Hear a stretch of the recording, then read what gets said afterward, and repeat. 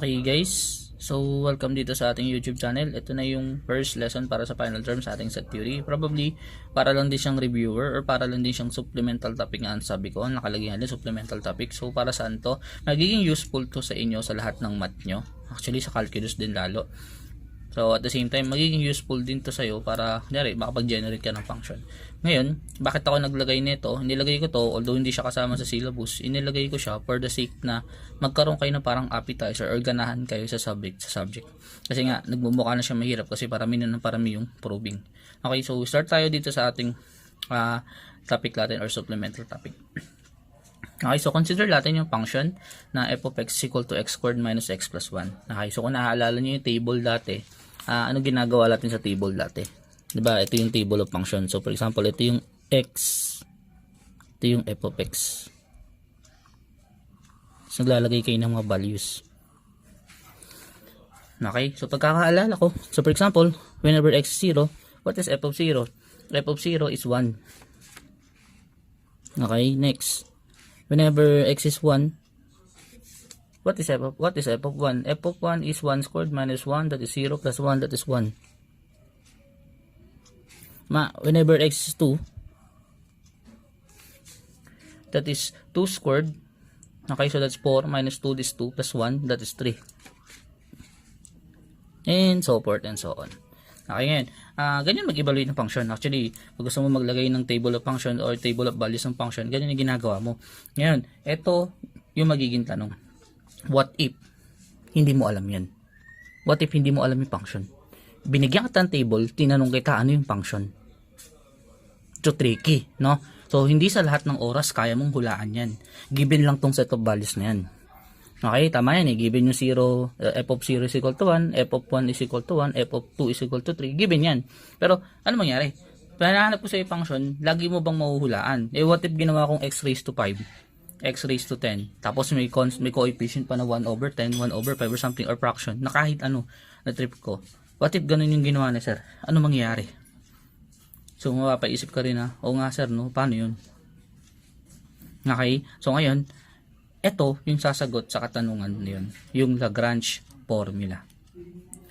Okay, so yung Lagrange Formula actually mag-e-exist sa numerical analysis, pero slight lang kasi ang focus doon is si Newton's advancing formula saka si Newton's interpolation. Alam ko yun yung mga gagamitin doon. Pero ito, Lagrange Formula, ilagay ko na dito since magiging useful din talaga sa inyo someday. Okay, so what is Lagrange Formula? So, Lagrange formula, there are several ways of finding a polynomial for equally spaced argument. Tama yun eh. So, for equally spaced argument, x sub 0, x sub 1, x sub 2, x sub n. So, meaning, yan tulad yan, equally spaced argument yan eh. 0, 1, 2, 3, 4, 5, something. Kunwari yun yung values of x ko. Madali yun eh. Makakakita ka ng pattern ng kung saan mapuform mo yung function. O yung polynomial function. Pero what if ganito binigay ni sir? Kunyari, ang binigay ni sir, yung x is 0, sunod na x is negative 5,000, tapos 100, 1 million, tapos decimal, tapos biglang fraction. Ganun yung ginawa ko. So, ngayon, however, we need a way of finding a polynomial for an equally spaced argument. So, yun yung tinutukoy ni sir. Paano naman kung ganun yung binigay ni sir? Kung baga, walang patutunguhan. Bigay lang ako ng bigay ng set of values, saka nung result ng function niya. Pero hindi mo alam, hindi ka makakuha ng kahit anong pattern.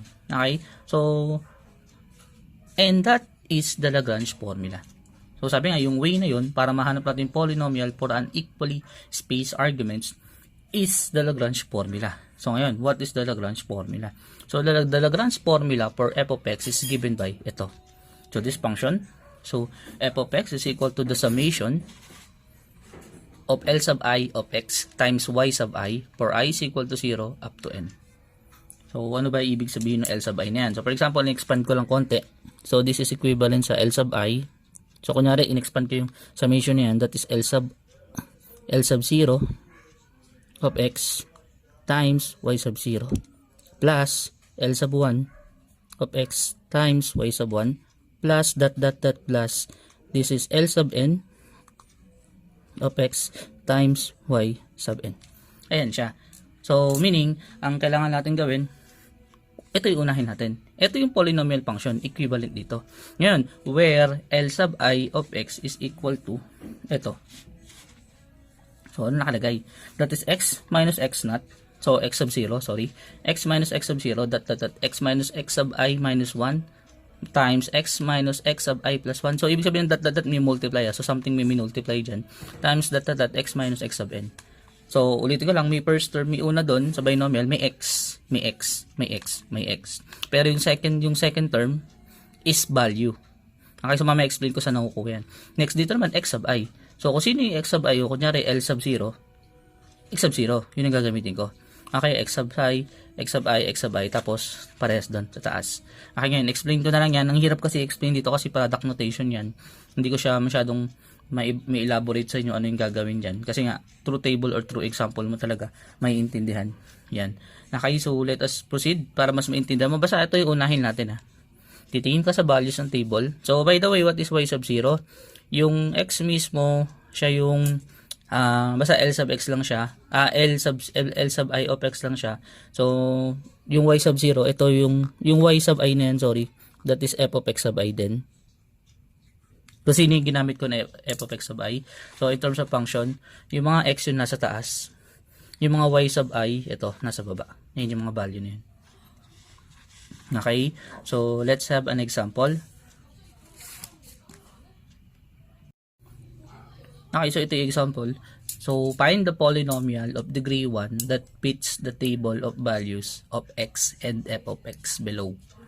Okay, so given yung table, hanapin natin yung function. So, ikaw, kunyari, pinatanong kita, hulaan mo ano yung function. Di mo basta-basta mahulaan anong klaseng function yan. So, ano yung f of 0, nalalabas negative 3, anong klaseng f of 2, lalabas is equal to 1, anong klase yun, dapat satisfy yan, dapat isang function lang. Another thing, dapat unique, isang function lang yan. Okay, so isipin mo, no, sir, paano yan? So, yun nga, yung tulong ni Lagrange Formula. So, ulitin ko lang, ito yung mga L sub 0, L sub 2. Yan yun. Sa L sub I, yung I, itong mga nasa X. L sub 0, L sub 2. Okay, next. Or siya yung X sub I. Next, yung Y sub I natin, ito yun, negative 3, tas 1. Okay, ngayon, form natin yung polynomial function o yung Lagrange formula. So, this is the f of x. Okay, f of x is equal to L sub I of x. So, una, L sub 0 of x. Tandaan nyo na, L sub 0 of x multiplied by y sub 0. Ayan yung y sub 0. Y sub 0 is ang f of 0. Ano yung f of 0 na yun? Si negative 3. Okay, so ito yung mga y. Okay, next. Plus, dahil dalawa lang sila, this is plus L sub 2 of x times, ano yung L sub 2? Ay, y sub 2? That is 1. Okay, then arrange ko lang konti. So, this is negative 3 L sub 0 of x plus 1 times L sub 2 of x. That is L sub 2 of x na lang. That is L sub 2 of x. So, sir, ayun na po ba yung function? No, hahanapin pa natin sila L sub 0 of x kasi L sub 2 of x. So, meaning, ito naman yung next na i-discuss, sir. So, check natin what is L sub 0 of x. So, paano kunit si L sub 0 of x? Okay, so tingin. Sabi ni Lagrange formula, may L sub I of x doon. Okay, so sabi ko, L sub 0 yung hawak ko. Ngayon, ito yung ilalagay mo sa numerator. Sa numerator, dahil L sub 0 tayo, dito tayo nakapokus kay 0. Tandaan nyo na, dito tayo nakapokus kay 0. So, meaning, hindi ko ilalagay si 0 dito sa unahan. Okay, so ang una kasi sa numerator, x minus something. Okay, so meaning, hindi ko kukunin si L sub I. Hindi ko kukunin si L sub 0. So, ang gagawin ko, that is x. Hindi ko lang hindi ko kukunin si 0. Ang kukunin ko si 2, yung kasunod niya. That is x minus 2. Sir, wala na. Ngayon, tignan mo, ito kasi multiplication. Nagkataon na dalawa lang yung column natin. So, kunyari, mayroon pa isang column dyan, kunyari 3. So, magkakaroon ko ulit ng times x minus 3. Kunyari lang may 3 doon. So, kunyari, may duktong ulit may 4, magkakaroon ko ulit ng x minus 4. Ganyan gagawin. Pero, nagkataon lang talaga na dalawa yung column. So, pag L sub 0, ito yung kukunin. So, x minus 2 sa taas.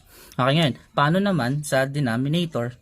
Sa denominator, ang kailangan mo naman sa x sub I. So, meaning, sa L sub I mismo. So, napansin mo, si L sub I mismo, yung I na mismo na yun, imumultiply ko sa lahat. Siya mismo yung ilalagay ko sa lahat. So, saan ulit ako nakapokus doon sa kanya?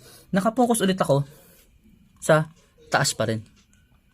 Okay? So, sa ilalim, x sub I minus 0. So, x sub I minus x sub 0. So, yung L sub 0, ito ay simply 0 minus 2.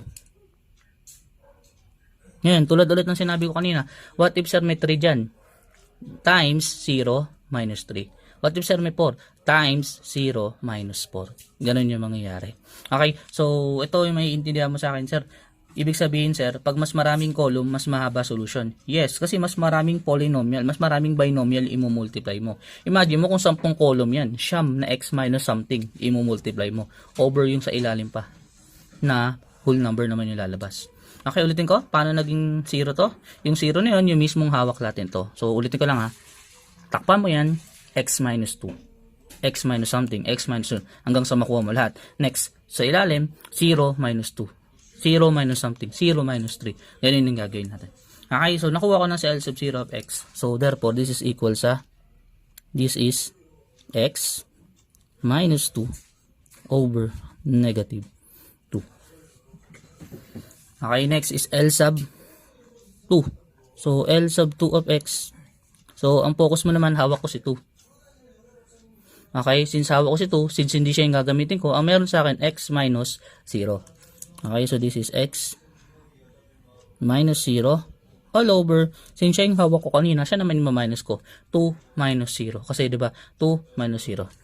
So this is 2 minus 0, which is equal sa x over 2. Okay, so nahanap natin sa L sub 0 saka sa L sub 2.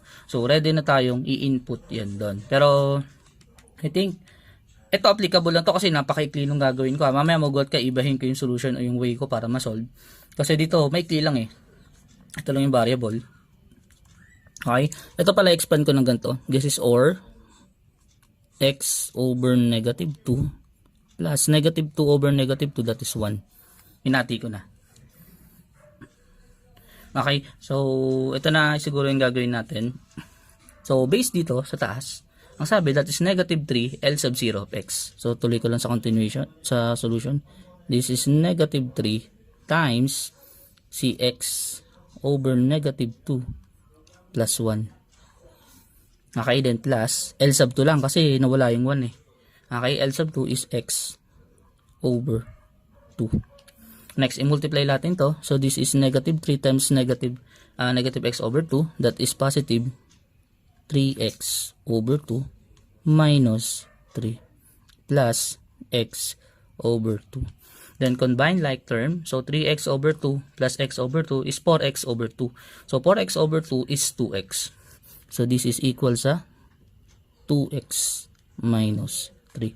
So therefore, yung f of x daw natin ay equal kay 2x minus 3. Okay, ngayon, para malaman mo kung tama yung sagot mo, check natin doon. Input natin yung value. So, try natin sa f of 0. F of 0 is equal to 2 times 0 minus 3, which is equal sa negative 3. F of 2 is equal to 2 times 2 minus 3, which is equal sa 4 minus 3, which is 1. So, nakuha ko yung sagot. Okay? So, kung napansin mo, madali lang siya tingnan ngayon. Kasi nga, dalawa na yung column. Ngayon, so, try natin i-upgrade konti. Dagdagan natin ng column para mas maintindihan mo bakit siya mahirap or bakit siya mahaba. Lalo na pag dinamihan ko yung column. Okay guys, so ito yung next example. So, find the polynomial of degree 2 that satisfies the condition f of 0 is equal to negative 1, f of negative 1 is equal to 1, and f of 2 is equal to 1. So, ngayon, kung nalilito ka na ganyan yung given, pwede natin siya i-table para lang hindi ka mahirapan. So, let's say, isusulat ni sir dito. Ito yung x. Ito yung f of x. So, unahin natin siyempre si negative 1 para medyo may order or chronological order sa tingin. Okay, so si f of 0, si f of negative 1, pag x is negative 1, that is 1. Tama? F of 0, so that is 0, that is negative 1. Next, yung isa, f of 2, that is 1. So that is 2, tapos ito ay 1. Okay, so may mga value ulit tayo ng mga x sa taas. Tapos may value tayo ng f of x o yung mga L sub I natin. O yung y sub I, sorry. Okay, so ready na tayong i-form yung ating polynomial, yung ating Lagrange formula. So, start natin kay Lagrange formula. So, this is f of x. So, ano sabi ni sir? L sub negative 1. Kasi yun yun doon eh. Para hindi ka rin malito. So, L sub negative 1 of x multiplied by 1. Kasi 1 yun nasa ilalim. Next, plus L sub 0 of x times negative 1. Then times, plus L sub 2 of x times positive 1. Okay, so clear out lang natin yung mga 1 na yan, saka yung mga sign. So, this is equivalent sa L sub negative 1 of x na lang, minus, kasi negative yun, L sub 0 of x, plus L sub 2 of x. So, nagkataon talaga na puro 1 yung coefficient. Swerte natin. Hindi tayo mag-multiply ng malalaking coefficients after. Okay, ngayon, ibahin ko konti yung solution. Magkakaroon tayo ng parang, ang tawag doon, yung coefficient, nasa may tawag doon eh. Mamaya, ayan ako. Comparison of coefficient, parang ganun yung gagawin natin. Yung parang ginagawa nyo sa partial fraction. So, start tayo sa L sub negative 1. So, L sub negative 1 of x, ano siya? So, hawak ko ulit si negative 1, takpan mo, hindi siya yung kailangan ko. So, ang kailangan ko, sa numerator, x minus 0, x minus 2. So, ulitin ko tinakpan ko yung x minus 1, yung yung negative 1 na yan, kasi hindi siya yung gamit eh. L sub negative 1, siya yung tatakpan ko. So, x minus 0 times x minus 2. So, that is x minus 0 times x minus 2. Okay, all over. Sa ilalim, siya naman yung siya naman yung una sa mga binomial. So, that is negative 1 minus 0 plus negative 1 minus 2. Ganun yung mangyari. Tandaan, lagi siyang minus. So, ulitin ko, this is negative 1 minus 0 times negative 1 minus 2. And that is equal to, this is x multiplied by x minus 2 all over negative 1 times negative 3, that is positive 3. Okay, then isimplify na natin. So, that is equal sa x squared minus 2x all over 3. Okay, so next is kunin natin si L sub 0. Ano naman si L sub 0? L sub 0 of x is equal to, siya naman yung tatakpan mo. So, x minus negative 1, x plus 1. X minus 2, that is, x, diba ulit takpan ko siya, x minus negative 1, x minus 2. Ganun na mangyari. So, this is x minus negative 1, x plus 1 na lang lagay ko. Then, x minus 2. All over, si 0 na ipang ma-minus ko. 0 minus negative 1 is 0 plus 1. Tama? 0 minus 2, yun lalagay. So, lagay ko na lang din dito. So, 0 minus negative 1, then, 0 minus 2. Okay, then simplify natin yung nasa taas. Yung ating x plus 1 times x minus 2.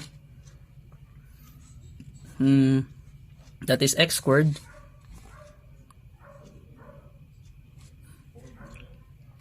minus 2x plus x. Tama no? Minus 2x plus x. So that's negative x. Minus 2. All over. Negative of negative 1 is 1. So 1 times negative 2 is negative 2. Okay, so no need na simplify. Okay na siya kasi parehas na dun. Okay, next is L sub 2. So kung napansin mo, no? Sir, ibig sabihin, the more na maraming column, the more na marami kang trabaho. Ayun yung mangyayari. The more na marami kang column, the more na marami kang trabaho. So, this is L sub 2 of x is equal to, siya naman yung tatakpan mo. So, that's x minus 1. X minus negative 1 is x plus 1. X minus 0. So, ganun mangyari. So, this is x minus negative 1, x plus 1. Then, x minus 0. All over, siya naman yung pamaminus ko. 2 minus negative 1 is 2 plus 1. O lagay ko na lang. 2 minus negative 1. Tapos, 2 minus 0. So, ang kagandahan naman dito, may pattern. Madali lang siya makita. Ang bad trip lang dito, pag mas marami siya at nakakapagod. Okay, next is, syempre, simplify. This is x plus 1 times x all over 2 minus negative 1 is 3 times 2, 6. Okay, then simplify further. This is x squared plus x all over 6. Okay, so ngayon, meron tayong mga coefficient, meron tayong mga value na yan. Ngayon, tignan nyo, sa kada L sub I na nakuha mo, ano yung pinakamataas na degree? X sub 2. Okay, so ang tawag dito is coefficient method. So, anong gagawin mo sa coefficient method? Kukunin mo yung coefficient ng mga x squared, i-add ko yun. Kukunin ko yung coefficient ng x, kasi kukunin ko yung constant. So, ito yung coefficient method natin. So, this is coefficient method. So, para sa x squared, bayan kulay ko na lang. Para sa x squared, sa una, expand ba ito? Siyempre, hatiin mo . So, that is 1/3, no? Para sa x squared, ang una dito is 1/3. Okay din. Siyempre, bago mo gawin yan, titignan mo rin doon. So, anong nangyari doon? Yung sa L sub negative 1, yung 1/3, i-multiply ko lang sa 1. So, that is times 1. Okay, then plus, ang coefficient dito ng x squared is negative 1/2. Tama, negative 1/2. Ngayon, yung multiplier na L sub 0 doon is negative 1. So, gagawin ko dito, si negative 1/2, i-multiply ko pa by negative 1. Plus, para ma-appreciate mo yung constant dito, baka sabihin mo lang gamit . Next is 1 times, 1 times dito naman. So, anong coefficient na x squared dito? That is 1/6. So, that is 1/6 times 1. So, kahit 1 siya ilagay nyo, para hindi ka rin malito. Okay, dun saka natin i-calc yan. So, that is 1/3 times 1 times 1/2. So, that is 1/3 times 1. Pakita ko na rin solution. That is 1/2 times negative 1 plus, okay, then plus, that is 1/6 times 1. Okay, so pakita ko siya. Okay, so 1/3 times negative 1 times negative 1 times plus 1/6 times 1. So that is 1. So result daw dito is 1. So ang sagot daw dito is 1. Next is sa x, lahat sa x lang. Coefficient na x. So ang coefficient na x una dun sa taas ulit is negative 2/3. Okay, so that is negative 2/3. Tapos wag kalimutan yung constant dito, times 1. Plus, coefficient na x dito lang, x dito is 1/2. Kasi negative over negative is positive, so that is positive 1/2. That is 1/2 multiplied by negative 1. Plus, coefficient na x dito is 1/6 din. Okay, so this is 1/6 times 1 din. Which is equal sa, so add na lang sir yan, negative 2/3. So, negative 2/3 minus minus 1/2 kasi negative yan, plus 1/6. So, pakita ko lang . So, negative 2/3 minus 1/2 plus 1/6. Sabi daw, that is negative 1. So, lagay value nisa dito, negative 1. Okay, next is for k, which is the constant. So, for anything, so sa una, wala namang constant. Okay, kasi wala namang constant dyan . So, mangyari lang, that is 0 times 1, since walang constant. Plus, dito may constant. Negative 2 over negative 2 is positive 1. So, that is 1 times negative 1. Next, dito may constant. Wala po. So, 0 ulit yun. So, this is plus 0 times 1, which is equal sa negative 1. Okay, therefore, input na natin yung function. Therefore, what is f of x? F of x is equal to, para sa x squared, 1 yung coefficient. So, x squared lang. Para sa x, negative 1. So, that is negative x. Para sa k, that is negative 1. Minus 1. Okay, so therefore, ito yung kanyang f of x. Okay, so, I think nagigets mo na yung idea niya. So, ngayon, dagdagan pa natin konti yung table. Okay, so, ngayon, another thing. hindi sa lahat ng oras yung coefficient whole number. Baka kasi magduda ka minsan sa sagot mo. Probably or may possibility na yung coefficient na lumabas is fraction. Minsan nga, kakaibang fraction eh. Paano kakaibang fraction? Ngari, 4,579 over 23. Mga ganun. So, as if ilalagay mo yun. Basta may tiwala ka sa sagot mo. Or sa computation mo. Okay lang yung may papayo ko. Okay, so no need to check na yan. Actually, kahit i-check natin, tingnan nyo. Negative 1 raised to 2 is positive 1. Negative 1 times negative times negative 1 is positive 1. So 1 plus 1 is 2. Minus 1 is 1. Pag 0 yan, 0, 0, negative 1. Pag 2 yan, 4 minus 2, that is 2 minus 1, 1. Okay, so nakuha ko yung value sa taas. Okay, so ang bilis ko chinek, no? Okay, so let's have another example. Dinagdagan ko na ng column. So kung napansin mo ha, ito yung mangyayari. Pag ginawa kong 10 column yan, wala kang magagawa, kundi i-solve lahat yun. At i-multiply lahat ng binomial na mapoform mo doon. Okay? So, start tayo ulit dito. So, find the polynomial degree 3 or less than that fits the table. So, minsan nagbibigay ako ng hint, alam mo degree 3 siya. So, kunyari, may nakata x sub 4, huwag mo na i-solve. Alam mo degree 3, so x sub 3 siya. Okay, kunyari, nakita mo, minubos pa sa x sub 5, pero degree 2 lang siya. Huwag mo na solve sa x sub 5, sa x sub 4, sa x sub 3. X sub 2 ka na lang agad, mas mabilis. O yung constant nung ano, yung coefficient ng mga x sub 2. X raised to 2. X sub 2 ko na x sub 2. Sorry. Okay, so pito tayo dito. So by Lagrange. So that is f of x. So medyo mahaba kasi to. That is f of x times L sub 0 is equal to L sub 0 of x multiplied by 1. Plus L sub 1 of x multiplied by 2 plus L sub 2 of x multiplied by 9. So napansin mo 9 multiplier. Then plus L sub 4 of x multiplied by 65. So ang gagawin ko, hindi ko na simplify na papunta dito. Kasi kung napansin nyo kanina, ang basis ko naman ng coefficient method yung siya nasa taas pa rin. So para hindi ka na malito, ito na lang. So at least para alam mo, yung coefficient something ng ganito, i-multiply ko sa 1. Yung coefficient something ng ganito, i-multiply ko sa 2. Yung coefficient something ng ganito, i-multiply ko by 9. Then lastly, i-multiply ko by 65. Okay? So let's start. What is L sub 0? So isa-isayin natin yan. So that is, what is L sub 0? L sub 0 of x. So syempre, hawak ko yung 0. So, ang gagawin ko, x minus 1, x minus 2, x minus 4. Yung nasa taas.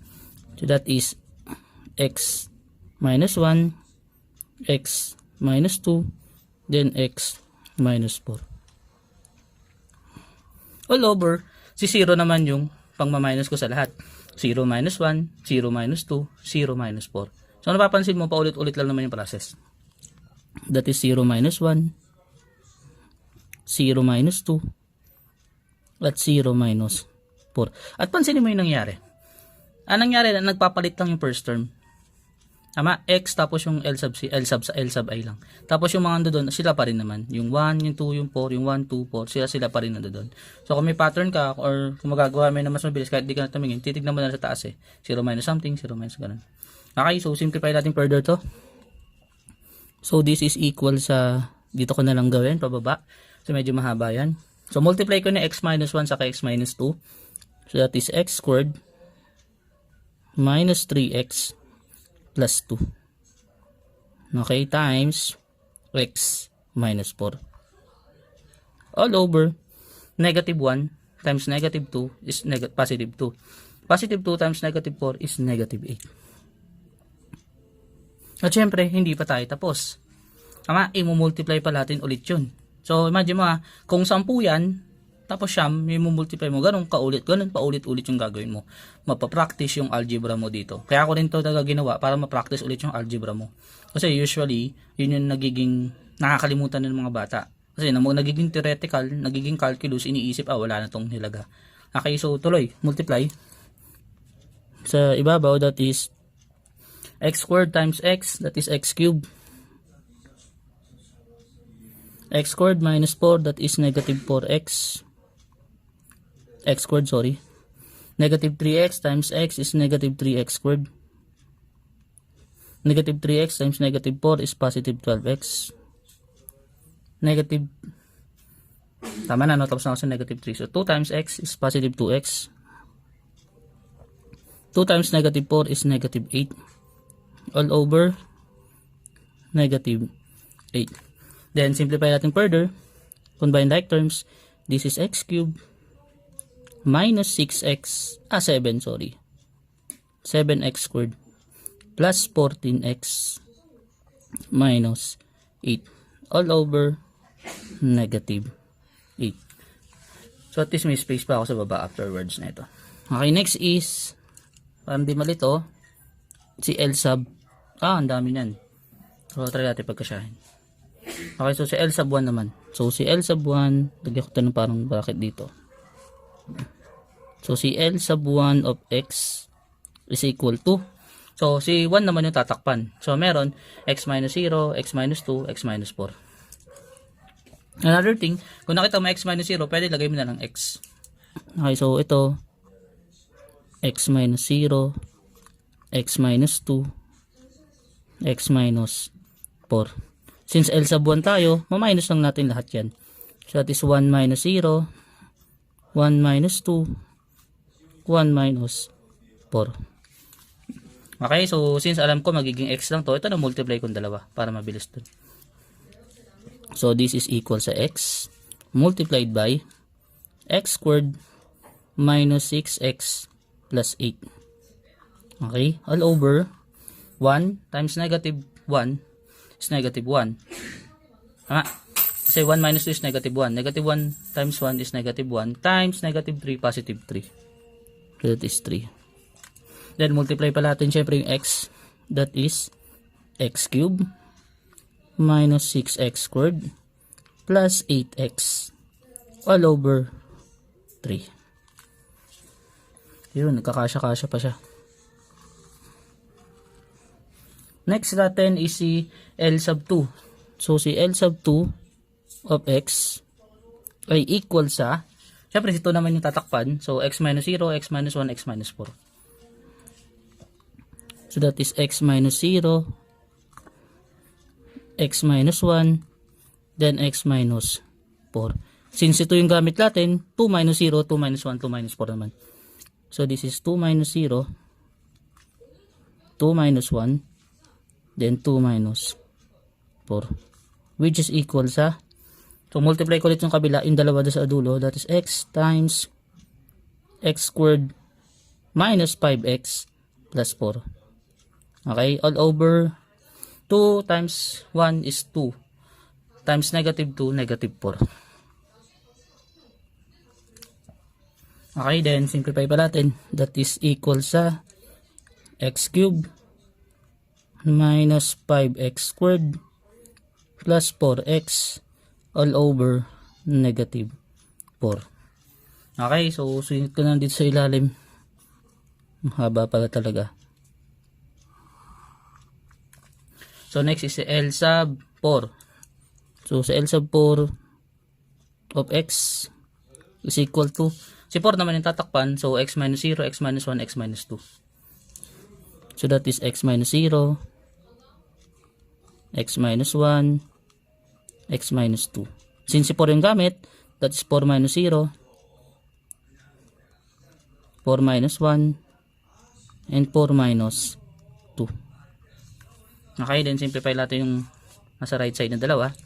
So this is equal sa x times x squared minus 3x plus 2. Okay, all over 4 times 3 is 12 times 2, 24. Okay, then that is equal sa x cubed minus 3x squared plus 2x all over 24. Okay, so ready na tayong hanapin yung mga coefficient na. So dito na tayo mag-coefficient method. So by coefficient method, ito yung coefficient method.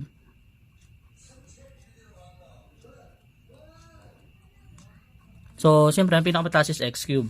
So huwag kalimutan yung mga multiplier ha. So this is x cubed. Ano yung mga multiplier? So, ano constant? Ano yung coefficient x cube dito? Negative 1 over 8. Imo-multiply sa 1. That is negative 1 over 8 multiplied by 1. Plus, ano coefficient x cube dito? That is 1/3 times 2. So, that is 1/3 times 2. Next, anong coefficient x na x cube dito? Negative 1/4. Okay, so that is negative plus negative 1/4 multiplied by 9. Huwag kalimutan yun. Okay, then plus 1 over 24 times 65. Uy, masakit. Okay, and that is equal to input na ni sir. Kasi on the spot ko naman talagang ginawa to.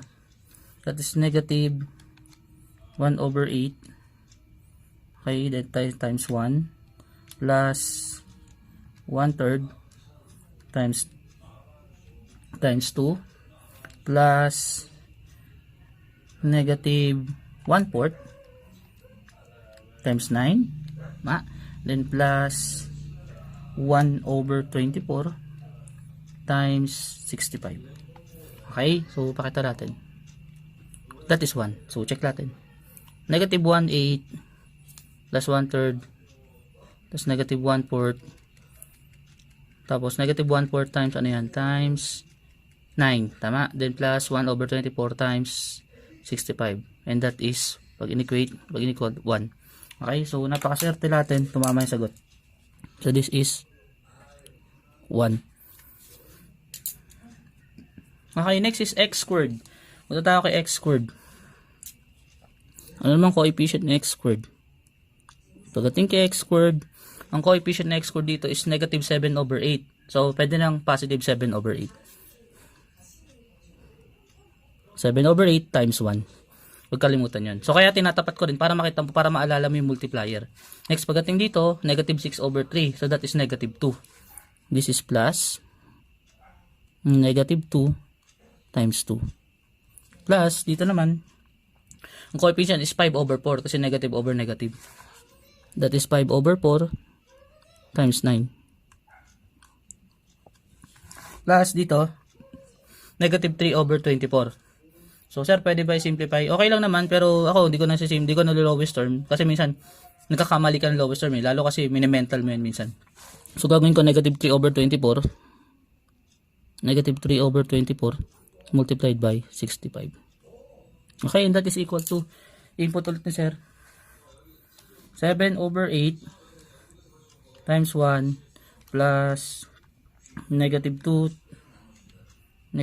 times 2 plus 5 over 9, 5 over 4 pala. Sorry. 5 over 4 times 9. Okay, then plus, parenthesis, negative 3 over 24. Then times 65. Okay, so okay na calculate ko na ano ko talaga to on spot ko si Rolbe. That is 0. Sorry, ibig sabihin nun, walang x squared. Sasagot natin afterwards yan. Okay, next is coefficient ng x. Ano yung coefficient ng x?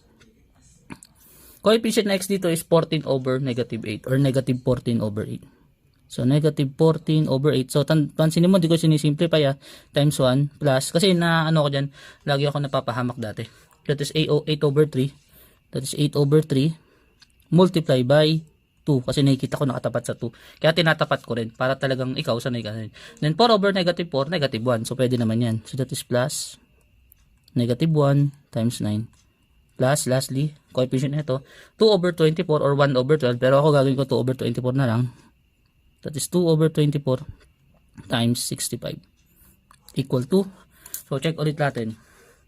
That is negative 14 over 8 times 1. So ako kino-compute ko talaga para talagang parang actual yung dating. That's 8 over 3 times 2 plus negative 1